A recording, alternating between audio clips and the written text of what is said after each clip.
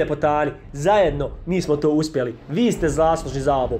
30.000 pretplatnika kroz sve ove godine koje nas...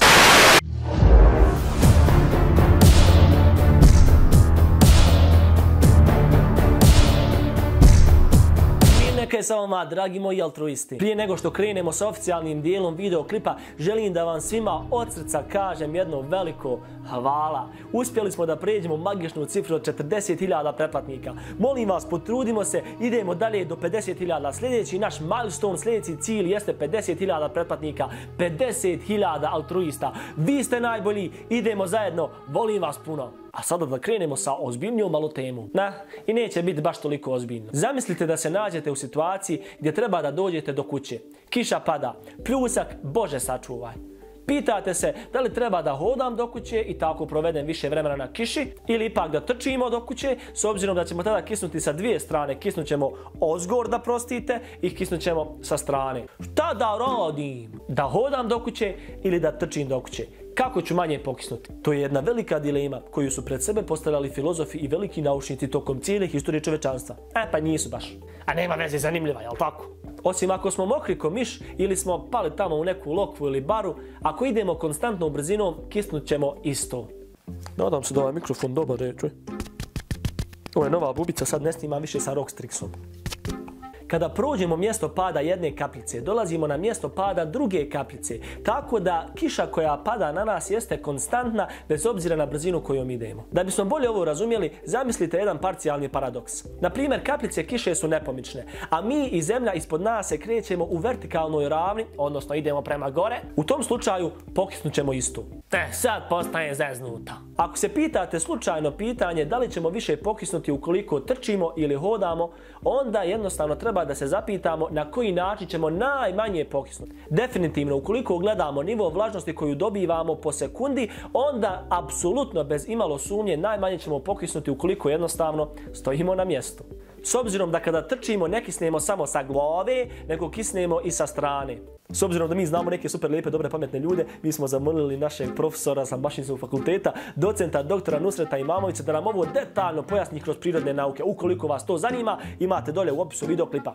Idemo dalje. Naravno, u ovom slučaju je bitno da li imamo bojler ili imamo pločice. Zavisi šta si naručio. Međutim, ukoliko želimo doći od tačke A do tačke B, na primjer od škole do kuće ili od Malbustorije do Ara Bosne, a ovo će razumjeti samo pravi altruisti, onda nam neće baš puno koristiti ukoliko budemo stajali samo na mjestu. Pokisnut ćemo ko miš. Ne znaš bila koliko će kiša padati, jel tako? Ukoliko se krećemo, onda nivo kiše na koju nalijećemo sa strane nema veze sa brzinom kojom idemo. Drugim riječima, kamion za čišćenje ceste će očistiti isti nivo snijega bez obzira da li išao sporije ili brže. Iznenadio nas snijeg u januaru, kontate. Dakle, količina kiše koja nam pada po glavi svake sekunde bit će ista bez obzira na brzinu našeg kretanja. Ali i količina kiše koja na nas padne svakim pređenim metrom će također biti ista ponovo bez obzira na brzinu našeg kretanja. Koliko ćemo pokisnuti? Dobro, Eldara, sve što ti nama fino rekao, malo ti se iz glave zapušlo, nema veze, nego da ti nama reći koliko ćemo mi pokisnuti u stvarnosti. Ako idemo brže ili sporije, ako trčimo ili ako hodamo, kako treba? Vlažnost po sekundi puta vrijeme provedeno na kiši jednako je vlažnosti koju imamo na sebi. Nije ovo ništa seksualno, jeste pervezni to, bajarabi. Bože sad. Pričamo o kiši, Bolan, o kiši, nauka, Da bismo najmanje pokisli, ukoliko se krećemo od tačke A do tačke B, trebamo minimalizirati nivo kiše koja padne na nas sa vrha, odnosno po glavi. Ukratko, najmanje ćete pokisnuti ukoliko budete trčali. Dakle, bježte s kiše što prije. Ili jednostavno, zastanite malo, pogledajte u nebo i gledajte tu silnu Božju milost koju nam On spušta sa kišom. Uživajte u tom trenutku. Malo sam se previše uživio, sorry. U Kur'anu kiša je definisana kao voda spuštena s pravom mjerom. Ovaj ajet glasi: onaj koji s mjerom s neba spušta kišu. Mjera koja se namjerno spominje u ovom ajetu ima veze sa nekoliko karakteristika kiše. Općenito, količina kiše koja pada s neba na zemlju uvijek je ista, općenito gledano. Naučno je procijenjeno da oko 16 miliona litara vode isparava sa zemlje. Ovaj broj jednak je količini kiše koja pada na zemlju. Ovo znači da voda kontinuirano cirkulira u uravnoteženom ciklusu prema određenoj mjeri, kao što smo malo prije spomenuli. Druga mjera koja se dovodi u vezu sa kišom jeste brzina njenog padanja. Minimalna visina kišnih oblaka jeste 1200 metara. Objekat koji ima istu težinu i veličinu kao i kišna kap, padajući sa ove visine kontinuirano pada i ubrzava sve do 558 km/h. Naravno, svaki objekat koji bi udario tom brzinom u nešto prouzrokovao bi veliku štetu. Šta više, ova računanja su urađena za samo one oblake koji se nalaze na visini od 1200 metara.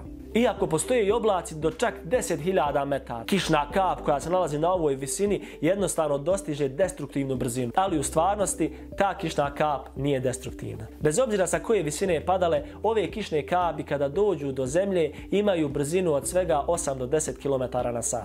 Razlog ovome je poseban oblik koji joj je dan. Milost, brate, milost. Ovaj poseban oblik povećava trenje kroz atmosferu i spriječava ubrzanje kad ona dosegne određeni brzinski limit. Današnji padobrani su dizajnirani korištenjem ove tehnike. Upravo zbog toga Kur'an uvijek govori o spuštanju kiše, a ne o padanju kiše, kako mi ovdje kod nas kažemo. U Kur'anu stoji koji vam je okruglu zemlju učinio posteljom, a nebo zdanjem, i koji s neba spušta kišu. Više o ovome neki drugi put. Dragi moji altruisti, ukoliko vam se ovaj videoklip svidio, kliknite na taj like, subscribe, podijelite ovaj video sa svojim prijateljima jer možda nađemo još kojeg altruistu. Sve što nas je više, to je bolje, ali mi stavljamo kvalitet ispred kvantiteta. Dragi moji altruisti, volim vas puno. Do sljedećeg puta, vaš Eldar.